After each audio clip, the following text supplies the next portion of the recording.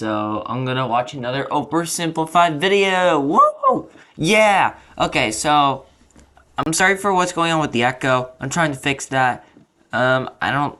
Maybe a few more reaction videos until it's fixed. But for now, I don't think it's gonna be that annoying. Yeah, let's get into it. For anyone who thinks recent US history has never been as crazy as it is right now, allow me to present to you the 1960s. Extreme cultural... Yeah, so the 1960s and 70s did change the entire world. Explain it right now of what changed. Division, major political assassinations, and the closest the world has ever come to nuclear apocalypse. Shocked by this... Yep, that is 100% true. The 60s were a very interesting time.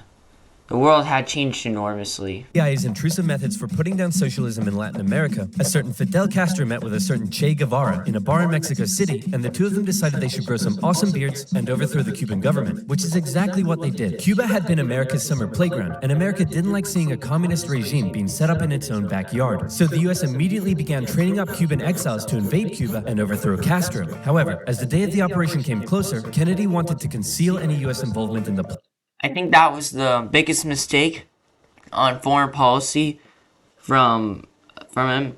The reason being is they've always been doing this stuff. He should have been a little bit more tough with it, right? That was JFK's problem there at that moment. But I'm glad what he did to make up for it. Plan. So he massively scaled back American air support, and as a result, the Bay of Pigs invasion was a humiliating defeat for America. But Castro felt there was still an impending US threat to his regime. Meanwhile, in the Soviet Union, Khrushchev had a lot... Yeah, they're still, like, a little worried. Might as well just show American force, American power. Take out Cuba. They should have just went in for it, medium-range nuclear missiles that couldn't reach America, but they could if they were positioned, say, on an exotic Caribbean island off the coast of Florida. Hey. Yep. I'm a communist who hates America. You're a communist who hates America. You know what that means? We should fall in love. I was just going to suggest you set your missiles up in Cuba. Oh, no, you're right. That's a better idea. Be still, my beating heart. On October 14th, 1962, a U-2 spy plane over Cuba noticed something strange. Sir, you need to look at this photograph. You're... Oh, yeah. Right. That's the cutest dog. That's a cute dog. I've ever seen. Sir, I was referring more to the Soviet missiles. Uh-oh. America freaked out as they realized what was going on. They were completely vulnerable, and they had to... Bro, look how far the range can go. So, this alone, I'm pretty sure can go it's like a few hundred miles. I did some research. Apparently, from LA all the way to Maine would be 2,700. So the fact that it can go that far already tells me that it could probably go to 2,500 alone. That's pretty insane. I gotta admit, probably longer. To act 3,000. They knew that airstrikes or an invasion of Cuba would likely mean nuclear war with the Soviet Union, so Kennedy came up with another idea, a blockade. The US Navy announced it would stop and search any Soviet ships heading to Cuba and would sink any that did not comply. In response, the Soviet put its military into full combat readiness. The US did the same and began drawing up plans for an attack on Cuba. Things were escalating fast, and both superpowers were getting ready for World War III. Emergency communications between the two sides broke down as Khrushchev rejected Kennedy's demands for the missiles to be removed. And for the first time in history, U.S. Strategic Air Command moved to DEFCON 2. DEFCON 1 means nuclear war. The Soviets shot down a U-2 spy plane over Cuba. A Soviet nuclear submarine in the Caribbean mistakenly believed war had already broken out. Oh, this is probably the greatest. This person's just amazing of what he did. Imagine, all of humanity's hands. And two of the senior officers gave the go-ahead to fire its nuclear torpedo. Thankfully, the third senior officer, this beautiful man, refused to authorize... He refused it. He unfortunately died a few years back, I think. The decision. The U.S. finalized its preparations, and I kid you not, the day before the U.S. were set to decide the day and time for the Cuban invasion, Khrushchev was like, hey, if you just removed your missiles from Turkey, we'd remove ours from Cuba? Yeah, that sounds good to me. I think God intervened, honestly. He saved us all. It was a bit more complicated than that, but at the last second, the two sides finally came to an agreement. Soviet missiles were shipped out of Cuba, and the world breathed one gigantic sigh of relief, except for one guy, who was bloody livid. Phew! Let's hope that's the biggest crisis of my presidency. Unfortunately for him, his presidency was to end with one. Having nearly blown up the planet, a few changes were made. First, the superpowers agreed to a limited test ban treaty. Secondly, the Soviets ousted Khrushchev and replaced him with Leonid Brezhnev, who was a kisser. Yeah, so that did happen. It is a huge thing with Russian tradition, especially as far back as when Russians were around, so like maybe the Russo era. I don't know, like 700 AD or something. Basically, the tradition was for greeting they would just kiss in the lips. I don't know, just kind of weird, but that's Russian tradition, whatever.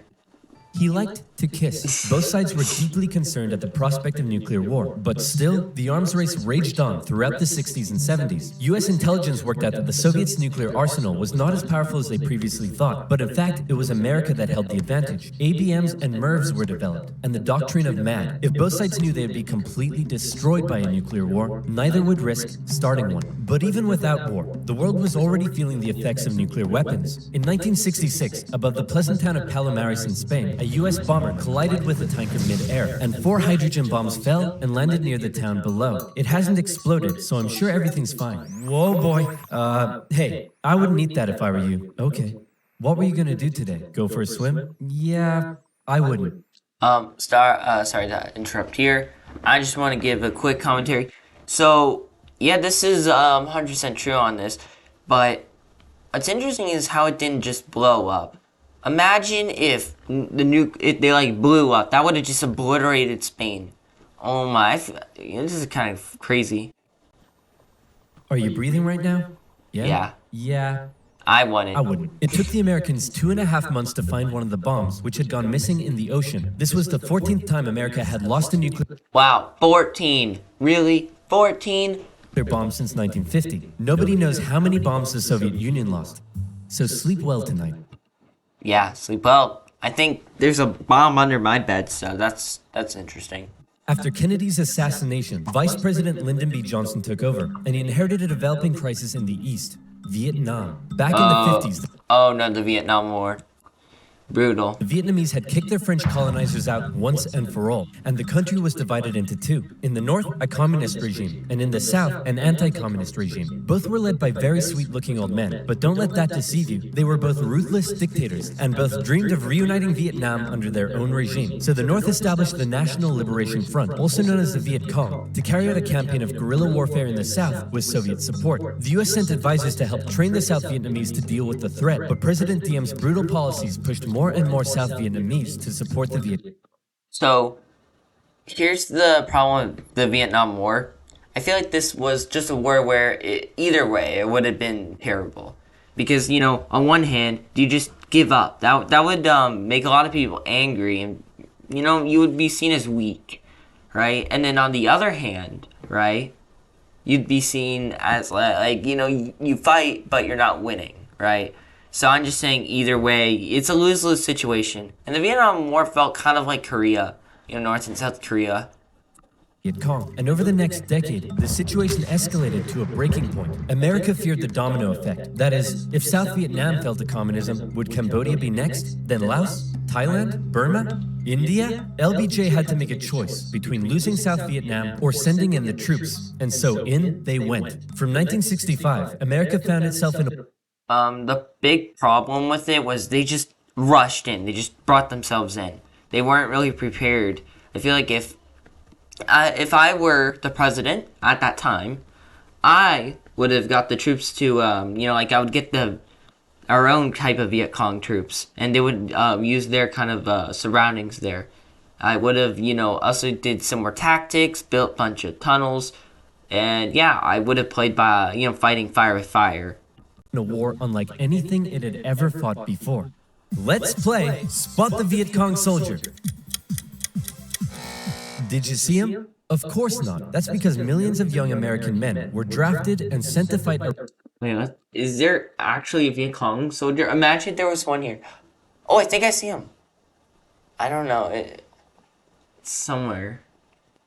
See him? Of course not. That's because millions of young American men were drafted and sent to fight a ruthless enemy who used the thick jungle as its shield. It was nearly impossible to tell where the enemy was, or worse, who it was. And as a result, the civilian population got caught up in the brutal crossfire.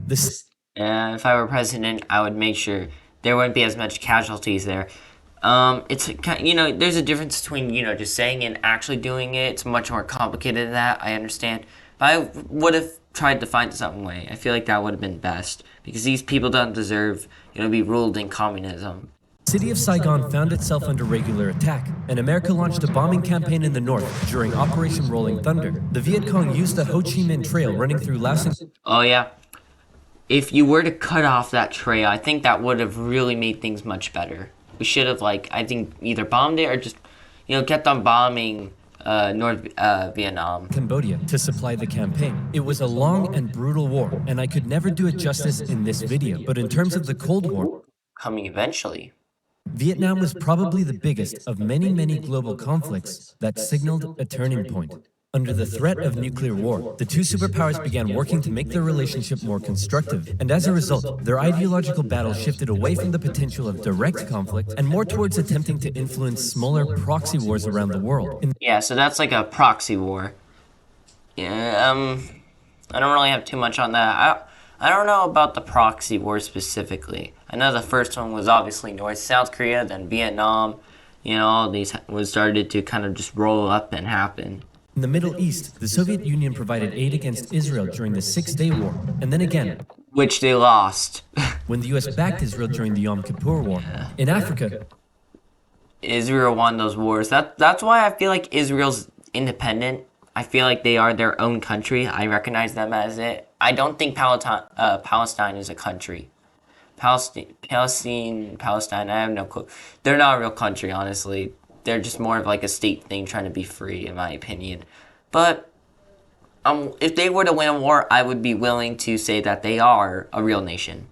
the Angolan Civil War saw US-supported South Africans fighting Soviet-supported Cubans. In the conflict between Somalia and Ethiopia, the superpowers interestingly switched sides as regimes changed, and the US continued Pretty funny. fighting the spread of communism in its own backyard, funding the famous Contra groups to fight the socialist junta in Nicaragua. These proxy wars were fierce enough to begin with, but superpower intervention amplified the destruction and created alarming levels of human suffering. Look how long this is. This is enormous. Also, wait, is this one still going on, or did they make a mistake? But man, that's kind of long. Look at all that. Suffering throughout the Third World. And in Vietnam, that human suffering was all being broadcast back home via good old television. Going into the late 60s, Television changed everything. America was a changing nation. This became this. This became this. And this became this. The new slogan that was taking root: make love, not war. I don't really like hippies, honestly. They're kind of annoying. And I don't really agree with the ideas of them. But it could always get worse. The majority of Americans did not approve of Johnson's handling of the Vietnam War, and in 1968, a silent majority elected Law and Order candidate Richard Nixon. As the Vietnam War appeared to Wait, he was in Law and Order? Oh, that's cool. Wait, but that didn't come out yet. I think it's a candidate for like something else. I don't know. be increasingly unwinnable, and public opinion turning increasingly sour, Nixon made the decision to begin bringing the troops home and ended U.S. involvement in Vietnam by 1973. 2 years later, The one that I'm really upset with is those, the team we're supposed to help out. We kind of did the pushing, but they didn't really do that much. If they would have done more, I think we would have made much of a difference. the South fell. The Cold War was now taking its toll on both superpowers. In Russia, a huge percentage of the budget was still going to the military. People were still hungry, and they just didn't have access to the same lifestyle and goods as the West. And what did they have to show for it? They weren't even winning the space race anymore. Both sides needed to reduce spending in order to rescue their economies, and so both welcomed with open arms an easing of hostilities, otherwise known as détente, to improve relations. Wait, what does that say? With open arms and easing of hostilities, otherwise known as. So, the easing of hostility or restrained relations, especially between countries, to kiss and make up, diplomatically speaking. I am... Détente, To improve Yeah, relations, no clue. Nixon became the first No US comment. president to visit Moscow in 1972, and Brezhnev returned the gesture a year later. A number of treaties were signed, including the 1972 SALT Agreement that limited nuclear weapons. Relations with China were even improving via ping-pong diplomacy when the US table tennis team went on a tour of the People's Republic. However, internally, China was still pushing anti-capitalist propaganda, which led to some mixed messages. Nixon even visited China in 1972, and it was a barrel of laughs. Today, the president walks among priceless treasures from China's golden age. Among them, a pair of ear stoppers used by the emperor to keep from hearing criticism. Put the stopper into his ears so that he couldn't hear the criticism. Give me a pair of them. 他是不是给我一对啊？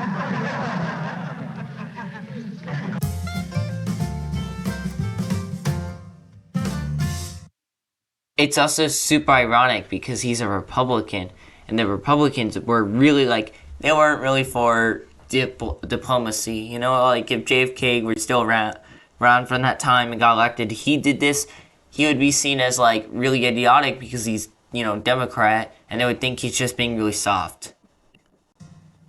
Everything was going great for Nixon until it was uncovered that back home he was being a very naughty boy and violating Watergate scandal. Yeah. Watergate never happened. I wonder how the world would have changed if Watergate never happened. This is one of the contributing factors to us not really trusting the government much.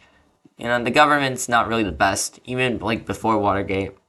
constitutional protocol. I'm announcing today my resignation as president, and I'm passing the office to my vice president, Gerald Ford. Wow, you mean in America the people can actually remove their leader when he breaks the law? Why not just rule by force? Where's the corruption? And my first act as president is to pardon Nixon. There it is. After the whole fiasco, Americans decided what they really wanted was just a nice, safe guy who wouldn't cheat on them. So they elected Jimmy Carter, and the two sides met in Vienna, where they signed yet another strategic arms limitation treaty. It's an honor, Premier Brezhnev. Likewise, President Carter. I don't like Carter. He wasn't really the best president. I'm pretty sure he started from a potato farmer or something. No, like maybe a peanut farmer.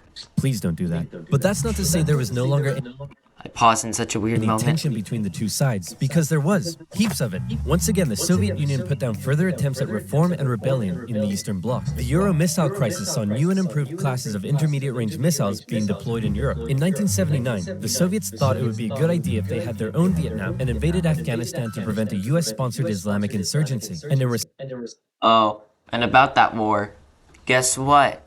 Guess who came after that? After those groups stopped Russia, the Soviet Union, they became 3 different groups. I forgot the first 2, but I know one of them was the Taliban. I know. We started the Taliban. Interesting. response to these various crises, Olympic Games were boycotted. Conservatives were concerned that US policy had become too soft, and in 1980, they decided they... Yep. Conservatives didn't like how the Democrats were. It's because they saw them as really soft, you know? The next guy that comes in, one of my wanted a favorites. president who would be tough on communism, so they elected Ronald Reagan. Oh yeah, Ronald Reagan. He's one of my favorite presidents. He did a lot of awesome stuff, and he saw both perspectives, you know? And Reagan came in guns blazing. Concerned at the Soviet Union's human rights violations, he made a speech calling them an evil empire. And he also wanted to renew the arms race using technological advances in computing and lasers. He came up with the Space Defense Initiative, also known as Star Wars, which was Unfortunately, it didn't do that well. basically a big defensive anti-nuke shield around the country, but a lot of people thought it was a pretty dumb idea. The Soviet Union perceived this shift in rhetoric as the USA getting ready for war, and they were feeling especially threatened as their relationship with their communist ally China had broken down. Relations took a... This, I think, was one of the big reasons why they lost. It's because they couldn't agree. They couldn't get themselves pulled together. They just were all split apart. Big hit in 1983 when the Soviets shot down a Korean airliner that had strayed into their airspace, and it looked like the world was going right back to mid-20th century Cold War tension. But then Brezhnev got really old and died, and was replaced by this guy who was really old and died, and was replaced by this guy who was really old and died, and he was replaced by Mikhail Gorbachev. That's a lot of people. Well, it's like 4, but whatever. Coming into office in 1985, he was the real game changer. Yeah. His philosophy differed a lot from previous Soviet leaders. He felt that the reason the Soviet system and economy was struggling was that it didn't allow the Soviet people to find satisfaction in their work, because they weren't allowed to speak freely and lived in fear. Gorbachev wanted the Soviet people to be happy, but unlike previous Soviet leaders, he actually made the change happen. Within the first couple of years, he began the political movement for more openness and transparency, and the restructuring of the Soviet political and economic systems. And change very quickly took effect. People could criticize the government, they could enjoy Western pop culture, Yeah, I feel like Gorbachev was he was one of the best Russian president. No, he was the best Russian president, honestly. He was the best Russian president they've ever had. Yes, he destroyed the Soviet Union, but I think that was a good thing that he destroyed it. So he successfully failed. Media interviewed Margaret Thatcher, but most importantly, the Soviet people could now enjoy Pizza Hut. All hail to Gorbachev. Oh, because there's like an ad. There's a funny commercial that when Gorbachev was in. Благодаря ему у нас новые возможности. Это из-за него у нас политическая нестабильность. Да благодаря ему у нас свобода. Полный хаос. Перспективы. Политическая нестабильность. Да благодаря ему у нас есть Писахат. За Горбачева! За Горбачева! За Горбачева! Sometimes nothing brings people together like a nice hot pizza from Pizza Hut.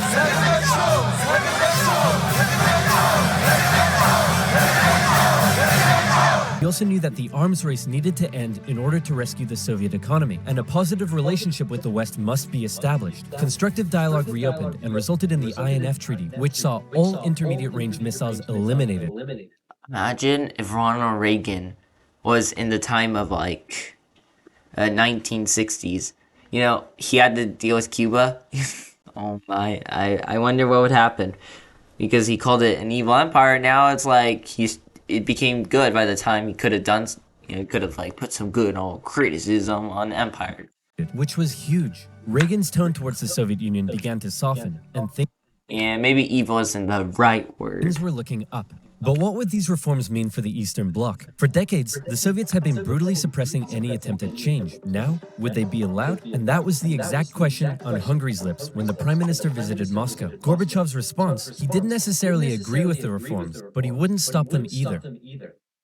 Honestly, I think God wanted this to happen.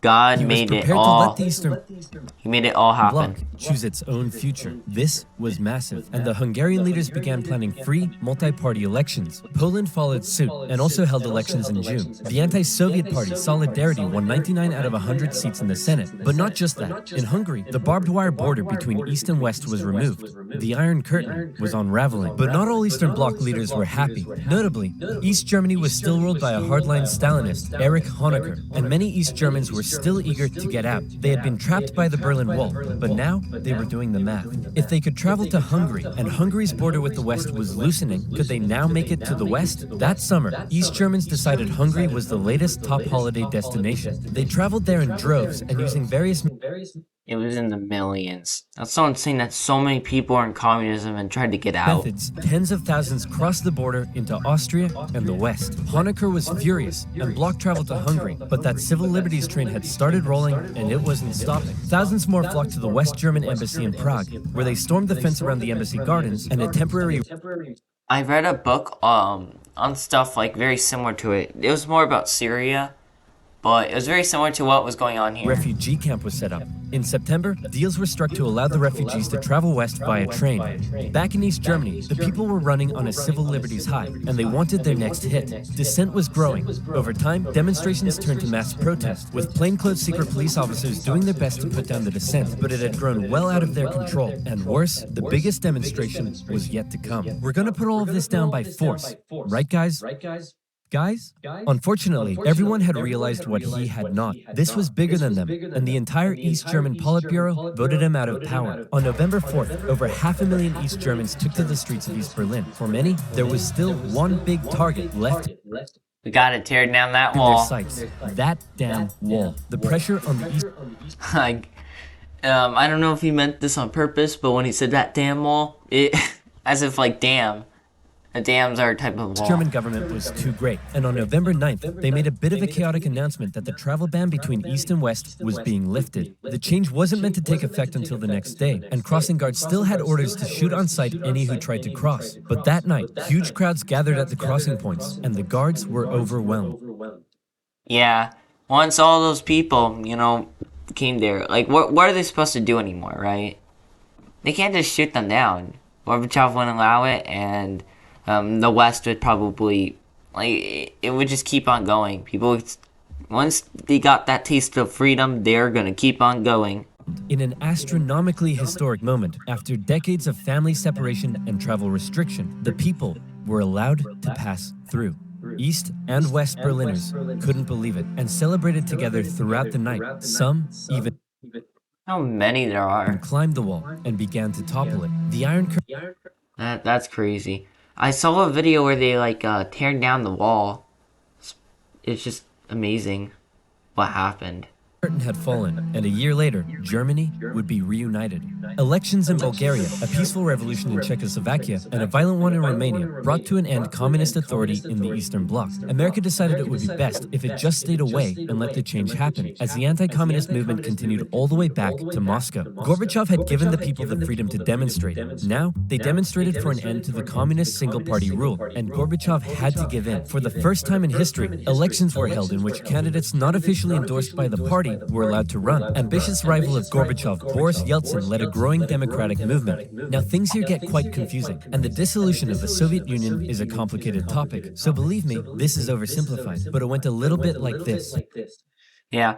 Next time we can watch a video on why the whole thing collapsed. I think that would be pretty interesting to look into. The Soviet Union was made up of a number of smaller Soviet republics, the largest of which was Russia. Yeltsin got himself elected the president of Russia and began a struggle for sovereignty against Gorbachev and the greater Soviet Union. Communist hardliners were horrified at what Gorbachev was allowing, so they briefly kidnapped him and tried to set up their own emergency government. But Yeltsin and his supporters all gathered around the White House in Moscow and were like, no. Oh, fun fact. Some of those people that were trying to bring a new government, Putin was in there. How interesting. We have a time. So the hardliners had to concede and released Gorbachev. Wow. Thanks, Boris. That was a close one. No problem. And thanks to you for all the great freedom you've given us. Anytime, pal. And just to inform you, I've used that freedom you've given us to go behind your back and make a deal with Ukraine and Belarus to dissolve the Soviet Union and set up the Russian Federation. In other words, you're no longer in charge. I am. Dude. Uncool. So uncool. And Oh, so so decades of uncool. tension and the everlasting threat of nuclear war finally came to an end as democratic governments were established in many of the old Soviet Yeah, the first ones were, I'm pretty sure, Estonia or Latvia. republics, and the world got along together forever after. Right, didn't even mention the order. Whatever. Kazakhstan, for 4 days, was the Soviet Union. That's very interesting. Right, guys? Nope. They're all still fighting. Hey, this modern art... Yeah, so there's gonna be something coming up soon. That's just how I see it. Thank you so much for watching, and I'll see you soon. Yeah, bye.